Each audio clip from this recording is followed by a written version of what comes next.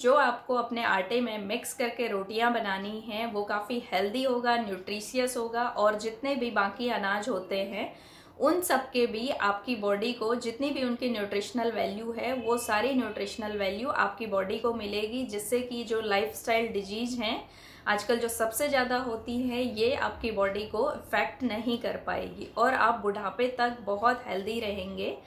अगर आप अपना बुढ़ापा अच्छे से जीना चाहते हैं तो आप अपनी सेहत का अभी से ध्यान रखना स्टार्ट कर दीजिए। उसमें आपको सिंपली कुछ भी नहीं करना है, बस आटे में ये कुछ चीजें मिक्स कर ले। जब भी वेट लॉस की बात आती है तो उस टाइम हर कोई आपको यही सजेस्ट करेगा कि बहुत सारे फ्रूट्स खाओ, सीजनल फ्रूट्स खाओ। आटे के बारे में कोई भी बात नहीं करता है। और hello everyone, welcome back to my channel. आज इस वीडियो में मैं बात करने वाली हूँ गेहूं के आटे के बारे में। जो आटा हम सुबह शाम दोपहर तीनों टाइम हम इस आटे की रोटियां खाते हैं। इवन 80 to 90% लोग इंडिया में गेहूं के आटे की रोटियां खाते हैं, जो कि आज के टाइम में बहुत सारी बीमारियों का एक कारण बन चुका है। जैसे हमारी लाइफस्टाइल हो चुकी है आज की डेट में, तो उसके अकॉर्डिंग ये आटा सिर्फ अगर हम गेहूं का आटा खाते हैं तो वो खाना हमारी हेल्थ के लिए ठीक नहीं होगा।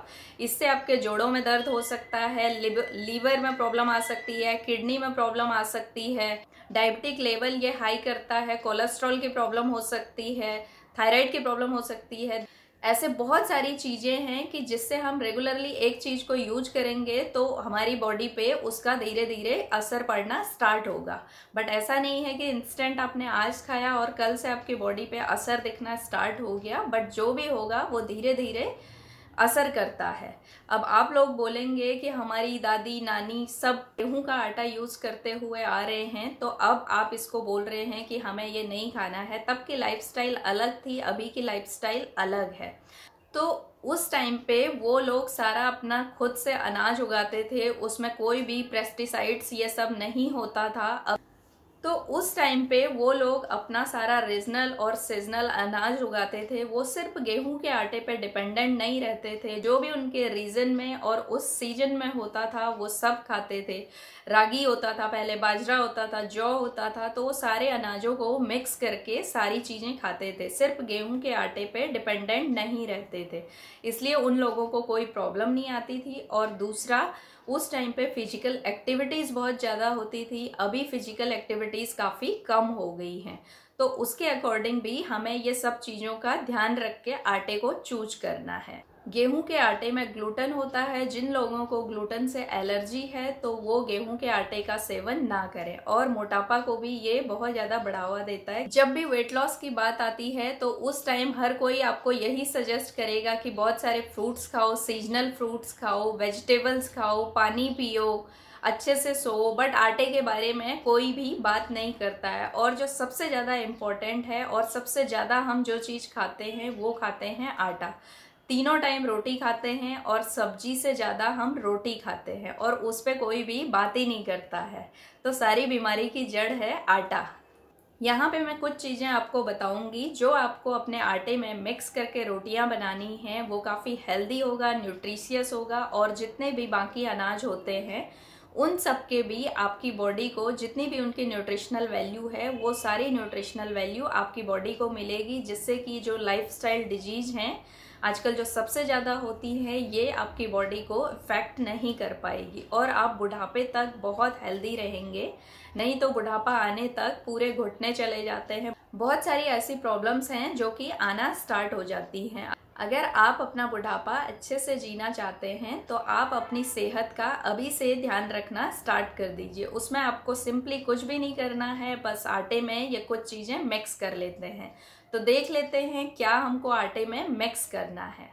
आप अपने गेहूं के आटे में बेसन का आटा मिला सकते हैं। बेसन चने से बनता है और चने रिच इन प्रोटीन होते हैं, हाई इन फाइबर होते हैं और ये आपके शुगर लेवल को भी काफ़ी हद तक कंट्रोल करेगा। थायराइड में भी ये काफ़ी हेल्पफुल होता है। चने का आटा रिच इन फाइबर होता है। फाइबर उसमें अच्छी मात्रा में होने से आपको कॉन्स्टिपेशन का प्रॉब्लम कभी भी नहीं होगा। तो कॉन्स्टिपेशन में भी आपको ये हेल्प करता है। जो कि वेट लॉस में काफ़ी ज़्यादा हेल्पफुल होते हैं। नेक्स्ट आटा है, ये है रागी का आटा। कहीं पे इसको नाचनी भी बोलते हैं, कहीं पे इसको मडवा भी बोलते हैं। रागी लो इन कार्ब्स है। अगर आप वेट लॉस कर रहे हैं, रागी से बेस्ट आटा और कोई हो ही नहीं सकता। रागी का आटा लो इन कार्ब्स होता है और कैल्शियम से भरपूर होता है। इसमें कैल्शियम अधिक मात्रा में होने के कारण तो ये आपके हड्डियों को मजबूत रखेगा और पूरी जॉइंट्स को मजबूत रखेगा। बुढ़ापे तक आपके जॉइंट्स में कोई भी प्रॉब्लम नहीं आएगी। और इसमें फाइबर होता है। फाइबर से कॉन्स्टिपेशन का प्रॉब्लम भी दूर हो जाएगा और ये कोलेस्ट्रॉल को भी कंट्रोल करने में काफ़ी हेल्प करता है।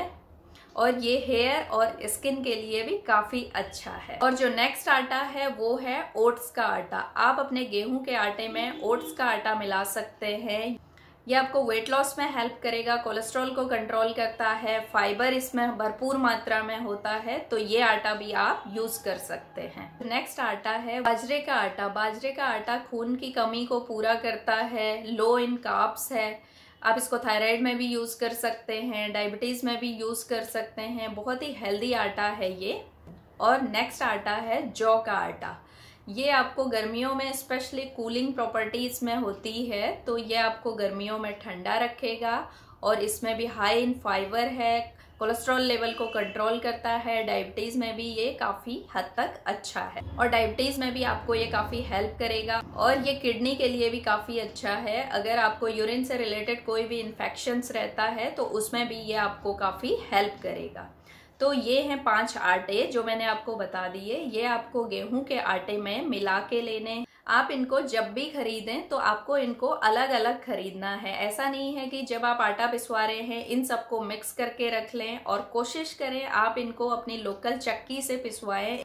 जितने भी आटे मैंने आपको ये बताए हैं बहुत ही आसानी से मार्केट में मिल जाते हैं। आप इनको ऑनलाइन भी ले सकते हैं, किसी भी ग्रोसरी स्टोर पे भी आपको ये मिल जाएंगे। नहीं तो सबसे अच्छा है कि अगर आपके आसपास कोई लोकल चक्की है तो चक्की में जाके इनको पहले ग्रेन्स घर पे ले आइए, उसके बाद इनको वॉश करके आप इनको चक्की में पीसने के लिए दे दीजिए। उससे आपको बहुत ही फायदा होगा और बिल्कुल साफ सुथरा आपको आटा मिलेगा। और एक बार में आपको बहुत सारा आटा नहीं पिसवाना है। और ये आटे को, ये जितने भी मैंने आपको ग्रेन्स बताए हैं, ये सबको आपको मिक्स करके नहीं पिसवाना है। इन सबको आपको सेपरेट सेपरेट रखना है। जब भी आप आटा गूंदें उस टाइम पे आप इनको मिक्स कर सकते हैं। आप इनको सिंगल सिंगल भी यूज कर सकते हैं या फिर आप इनको मिक्स करके भी यूज कर सकते हैं। अगर आपको इनको बाइंडिंग में आटा गूंद के रोटी बनाने में प्रॉब्लम आती है तो इसमें आप 50% आटा गेहूं का मिला सकते हैं और 50% आटा आप जो भी आटा ले रहे हैं तो उसको मिला सकते हैं। इससे आपकी रोटी भी बहुत आसानी से बन जाएगी और जितनी भी इन सारे अनाजों की न्यूट्रिशनल वैल्यू है और हमारे हेल्थ के लिए जो भी इनके बेनिफिट्स हैं वो रेगुलर बेसिस पे आपको मिलते रहेंगे। और जो भी बीमारियां पनप रही हैं या फिर आ चुकी हैं, धीरे धीरे करके वो बीमारियां आपकी ठीक होने लगेंगी। अगर आपको इनमें से किसी भी चीज से एलर्जी है तो उसे आप अवॉइड कर सकते हैं। नहीं तो ये सारे ही आटे लोकल हैं, रीजनल हैं और सीजनल हैं। कोई भी आटा जब आप उठाते हैं सीजन के हिसाब से भी उठा सकते हैं। जैसे बाजरा को स्पेशली लोग विंटर में खाना पसंद करते हैं तो उस हिसाब से भी आप इन आटा को चूज कर सकते हैं। और बाकी ये सारे ही सेफ हैं। जैसे आप बाकी रोटी खाते हैं, टेस्ट में आपको कुछ भी डिफरेंस नज़र नहीं आएगा इसका गेहूं की रोटी में और इन रोटी में, जबकि आपको रोटियां और ज़्यादा टेस्टी लगेंगी, आप और ज़्यादा रोटियां खाने लगेंगे। बट अगर ज़्यादा भी खाते हैं तो वो बहुत हेल्दी रोटियां होंगी, उनसे आपको कोई प्रॉब्लम नहीं होगी। तो ये था मेरा आज का वीडियो। आई होप आप लोगों को पसंद आया होगा। अगर पसंद आया तो लाइक कर दें और शेयर कर दें, ज़्यादा से ज़्यादा लोगों के साथ शेयर कर दें। और मेरे चैनल पर फर्स्ट टाइम आए हैं तो मेरे चैनल को भी सब्सक्राइब कर दें। Thank you so much for watching this video. Bye.